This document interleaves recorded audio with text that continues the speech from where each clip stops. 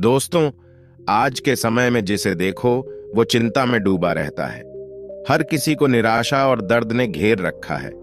ऐसे में वो खुद का और अपनों का ना तो ख्याल रख पाता है और ना ही जीवन में कुछ कर पाता है। आज बुद्ध की इस कहानी से हम जानेंगे कि चिंता कैसे आपके लिए हानिकारक है और कैसे हम अपनी चिंता से बाहर निकल सकते हैं। ये बात उन दिनों की है जब बुद्ध मरवन में अपना समय व्यतीत कर रहे थे। इस समय तक बुद्ध की प्रसिद्धि दूर दूर तक फैल चुकी थी। बहुत दूर दूर से लोग अपनी चिंताओं और परेशानियों का समाधान खोजने उनके पास आते थे। ऐसे ही एक दिन जब बुद्ध मरवन में अपने शिष्यों को प्रवचन दे रहे थे तो एक अधेड़ उम्र का व्यक्ति अपने 20 वर्ष के पुत्र को अपने साथ लिए बुद्ध की तरफ चला आ रहा था। जब यह प्रवचन स्थल के पास पहुंच गए तो एक नजर उन पर डाली और इशारे से बैठने के लिए कहा। जब प्रवचन समाप्त हो गया और सभी लोग वहां से चले गए तो बुद्ध ने उस व्यक्ति को अपने पास बुलाया और बैठने के लिए कहा। वहां चारों तरफ हरियाली छाई हुई थी। मौसम बहुत सुहाना था और तरह तरह के पक्षियों की आवाजें गूंज रही थी। ऐसा नजारा देखकर उस व्यक्ति को अंदर से असीम शांति महसूस हो रही थी। इसके बाद बुद्ध ने उस व्यक्ति से आने का कारण पूछा तो इस पर व्यक्ति ने कहा, यह तथागत, मैं 2 दिन की लंबी यात्रा करके अपने पुत्र को आपसे मिलवाने लाया हूं। ये मेरा इकलौता पुत्र है और ये हर समय थका थका रहता है। ऐसा लगता है जैसे इसके अंदर कोई जान ही नहीं है, कोई प्राणी नहीं है। इसका स्वभाव भी काफी चिड़चिड़ा हो गया है। अगर हम इससे कुछ भी कहते हैं तो यह हमारी छोटी छोटी बातों पर गुस्सा हो जाता है। इसके देखने की क्षमता भी उम्र से पहले ही कमजोर हो गई है और इसके बाल भी सफेद पड़ने लगे हैं। इतनी कम उम्र में इतनी बड़ी उम्र का लगना मुझे तो कुछ समझ नहीं आ रहा। इसके साथ क्या हो रहा है तथागत? मैं अपने पुत्र के स्वास्थ्य को लेकर बहुत चिंतित हूं। जब मैं अपने पुत्र को वैद्य जी के पास लेकर गया तो उन्होंने कुछ औषधि दी और कहा, अपने पुत्र को तनाव कम लेने के लिए कहो। वो अपने दिमाग में बहुत अधिक तनाव लेता है, इसलिए उसकी ऐसी हालत हो गई है। लेकिन मुझे उनके बहुत समझाने के बाद भी तनाव का मतलब समझ नहीं आया। मुझे नहीं पता कि तनाव होता क्या है, ये किन कारणों से आता है और उसे कैसे अपने पुत्र के दिमाग से निकालूं। लेकिन मुझे सबसे पहले तो ये समझना है कि तनाव होता क्या है। इसीलिए तथागत मैं आपके पास आया हूं। कृपया आप मेरी समस्या का समाधान कीजिए। यह सुन बुद्ध उसके पुत्र को बड़े ध्यान से देखते हैं, उसके चेहरे को देखते हैं, उसकी आंखों को देखते हैं और फिर उसके हाथों की नब्ज को भी देखते हैं। यह सारी विधि करने के पश्चात बुद्ध उस व्यक्ति से कहते हैं, तनाव लेना तो कोई नहीं चाहता, लेकिन फिर भी यह तनाव लोगों के दिमाग को दीमक की तरह पकड़ लेता है और व्यक्ति जान भी नहीं पाता कि वह तनाव में जी रहा है। लेकिन अगर व्यक्ति तनाव के कारणों को अच्छे से समझ लेता है और तनाव के बारे में कोई ऐसा पैमाना बना लेता है जिससे वह जान सकें कि वह कितने तनाव में है, तो वह इस समस्या का समाधान भी खोज सकता है। सबसे पहले तो तुम ये समझो कि तनाव होता क्या है। जब भी कोई व्यक्ति कोई काम कर रहा होता है लेकिन उसका मन कहीं दूर भटक रहा होता है, कल्पनाओं में होता है, तो उसके शरीर और मन के बीच एक दूरी पैदा हो जाती है। यह दूरी जितनी अधिक होगी, व्यक्ति उतनी ही ज्यादा बेहोशी की अवस्था में होता है और शरीर व मन के बीच की इसी दूरी, इसी खिंचाव को तनाव कहा जाता है। आखिर कोई पसंदीदा खेल खेलने के बाद व्यक्ति सुस्ती और प्रसन्नता से क्यों भर जाता है, जबकि उसने तो अपने शरीर को थकाया है। लेकिन समझने वाली बात यह है कि खेलते समय मन और शरीर एक साथ पूरी तरह से उस खेल में केंद्रित होते हैं, जिससे शरीर और मन के बीच दूरी पैदा नहीं होती और कोई तनाव पैदा नहीं होता। और अगर दिमाग में कोई तनाव था भी तो वो भी दूर हो जाता है। लेकिन इसके विपरीत जब हम कोई ऐसा काम करते हैं जो हमें पसंद नहीं है तो हमारा ससुर तो उस काम को कर रहा होता है, लेकिन हमारा मन कहीं दूर कल्पनाओं में भटक रहा होता है, जिससे शरीर और मन के बीच एक दूरी पैदा हो गई और तनाव ने जन्म ले लिया। इसीलिए व्यक्ति को एक समय पर सिर्फ एक ही काम करना चाहिए और अपने तन और मन की सारी शक्ति उसी एक काम पर लगा देनी चाहिए, जिससे व्यक्ति के अंदर तनाव पैदा ही ना हो। इसके बाद बुद्ध ने कहा, तनाव पैदा होने के मुख्य 8 कारण होते हैं और जिसने इन कारणों को समझ लिया वो जीवन भर तनाव मुक्त रह सकता है। मुख्य कारणों में सबसे पहला कारण है अति महत्वाकांक्षी होना। महत्वाकांक्षी होना अच्छी बात है, लेकिन क्या कभी आपने इस बात पर ध्यान दिया है कि इंसान के लक्ष्य कभी पूरे ही नहीं होते? उसका एक लक्ष्य पूरा हुआ, नहीं कि वह दूसरे की तरफ भागने लगता है, दूसरा पूरा हुआ तो तीसरे की तरफ, और इस तरीके से वो अपने लक्ष्यों को पाने के लिए जिंदगी भर गोल गोल घूमता रहता है। इसीलिए जो व्यक्ति अति महत्वाकांक्षी होता है, जिसने बड़े बड़े लक्ष्य बनाए होते हैं, वह वर्तमान में कभी रह ही नहीं पाता। उसका मन सदैव भविष्य की योजनाएं बनाने में ही व्यस्त रहता है। उसका शरीर तो वर्तमान में रहता है, लेकिन भविष्य में ही रहता है, जिससे मन और शरीर के बीच दूरी पैदा हो जाती है और वह तनाव भरी जिंदगी जीने लगता है। बुद्ध के मुंह से यह बात सुन उस लड़के ने कहा, बुद्ध, तो फिर इसका मतलब है कि हमें लक्ष्य नहीं बनाना चाहिए, क्योंकि लक्ष्य बनाना भी तो महत्वाकांक्षा ही है। इस पर बुद्ध ने कहा, जीवन में लक्ष्य बनाना कोई गलत बात नहीं है, लेकिन समस्या तब उत्पन्न होती है जब वो अपना पूरा ध्यान उस लक्ष्य से मिलने वाले परिणाम पर ही लगा देते हैं और उसके परिणाम की चिंता करते रहते हैं। व्यक्ति को वर्तमान में जीना आना चाहिए। आप लक्ष्य बनाइए और उस लक्ष्य की प्राप्ति के लिए कड़ी मेहनत करिए, लेकिन साथ ही साथ आपको इस बात का भी ज्ञान होना चाहिए कि आप अभी वर्तमान में जी रहे हैं और वर्तमान ही सत्य है। बुद्ध ने आगे कहा, तनाव का दूसरा सबसे बड़ा कारण है ईर्ष्या। जब व्यक्ति ईर्ष्या और जलन से भर जाता है तो उसका मन अंदर से सड़ने लगता है। ईर्ष्या एक आंतरिक घाव है। आंतरिक घाव यानी मन का घाव व्यक्ति के शरीर का घाव तो भर सकता है, लेकिन मन का घाव कभी नहीं भर सकता। इसीलिए व्यक्ति को दूसरे की खुशी और तरक्की से कभी ईर्ष्या नहीं करनी चाहिए, क्योंकि तनाव का कारण है। इसके बाद बुद्ध ने तनाव का अगला कारण बताते हुए कहा कि आरुषिपूर्ण काम करने से भी मन में तनाव पैदा होता है।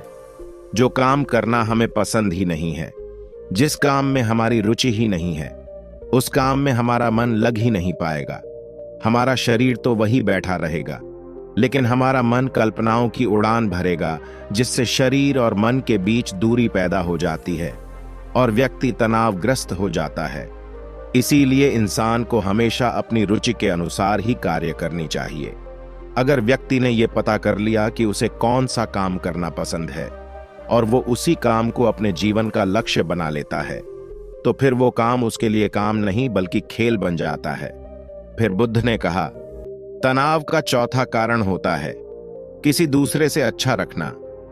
बुद्ध ने उस व्यक्ति की ओर इशारा करते हुए कहा, एक पिता होने के नाते तुम्हारी अपने पुत्र से बहुत सी अपेक्षाएं होंगी कि तुम्हारा पुत्र एक बहुत ही कामयाब इंसान बने, तुम्हारा नाम रोश करे, जैसा तुम चाहते हो उस तरह का जीवन जिए, तुम्हारी हर बात मानी।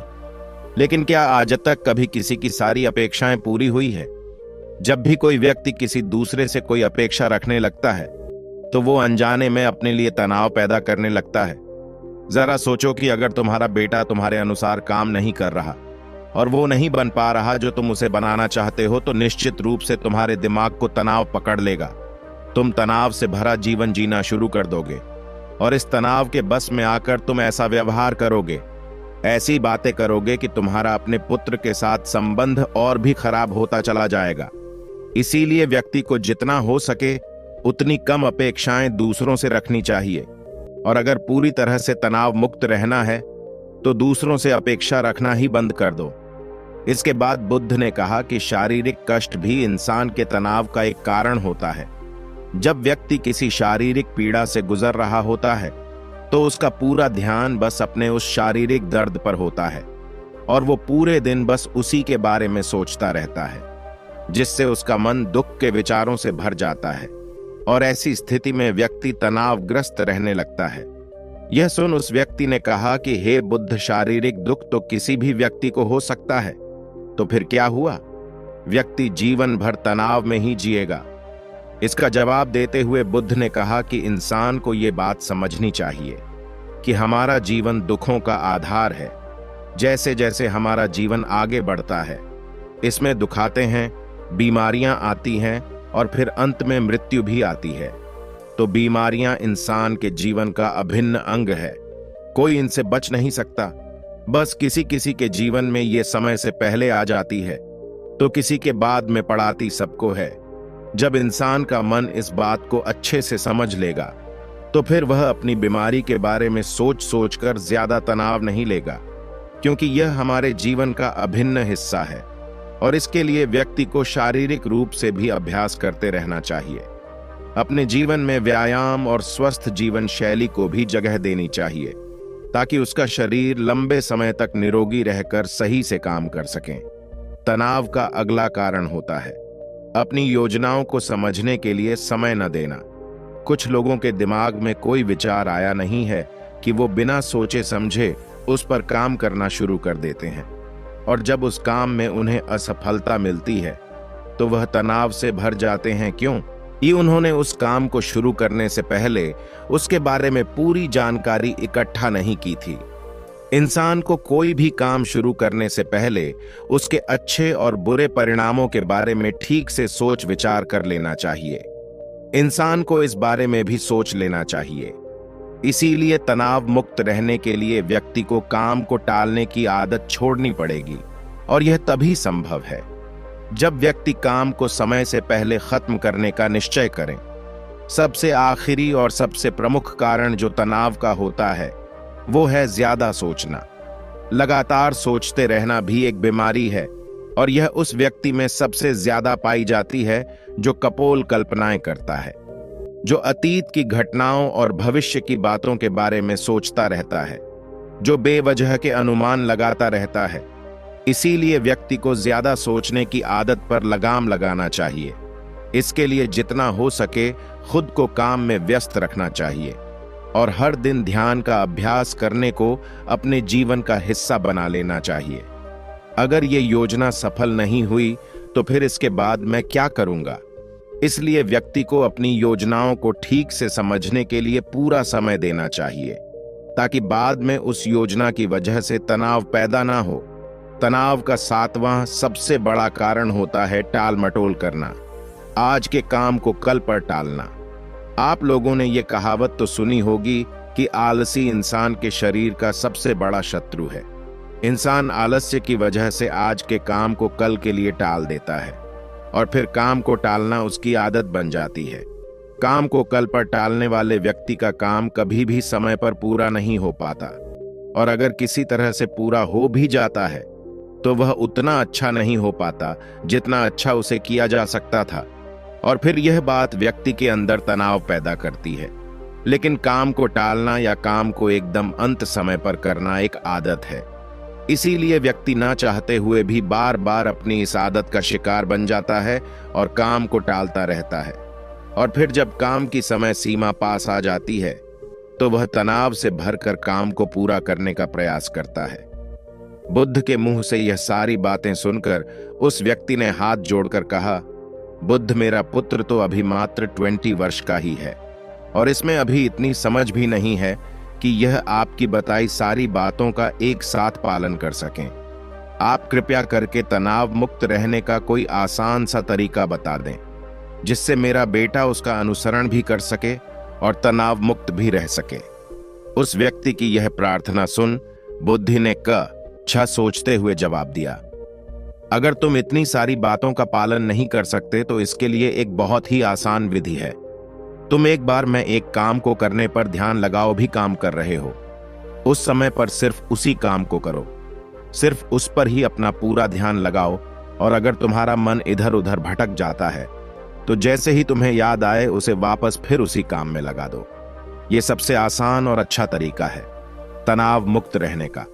जब तुम भोजन करो तो उस समय सिर्फ भोजन ही करो, उसके पूरे स्वाद का आनंद लो, उसी अनुभव करो। जब चलो तो अपना पूरा ध्यान सिर्फ चलने लगा दो।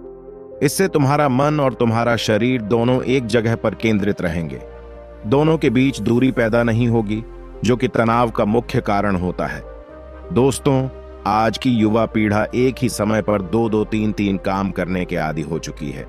जैसे फोन पर बात करते हुए गाड़ी चलाना, खाना खाते हुए टीवी देखना, ये फोन चलाना, और फिर इनकी शिकायत रहती है कि मैं तनाव में जी रहा हूं, मेरा मन शांत रहता है, मैं चिड़चिड़ा सा हो गया हूं। जब कोई व्यक्ति एक ही समय पर तीन तीन काम करेगा तो तनाव पैदा होना तो स्वाभाविक है, क्योंकि दिमाग तो एक समय पर पूरा ध्यान लगाकर सिर्फ एक ही काम कर सकता है। पूर्ण रूप से एक ही समय पर दो कामों पर ध्यान कभी नहीं लग सकता। इसीलिए जहां तक संभव हो सके एक समय पर सिर्फ एक ही काम करने का प्रयास करें, वो भी पूरे ध्यान के साथ। दोस्तों, आशा करता हूं कि आपको इस स्टोरीज से आपको कुछ भी सीखने को मिला, तो इस चैनल को सब्सक्राइब जरूर करें।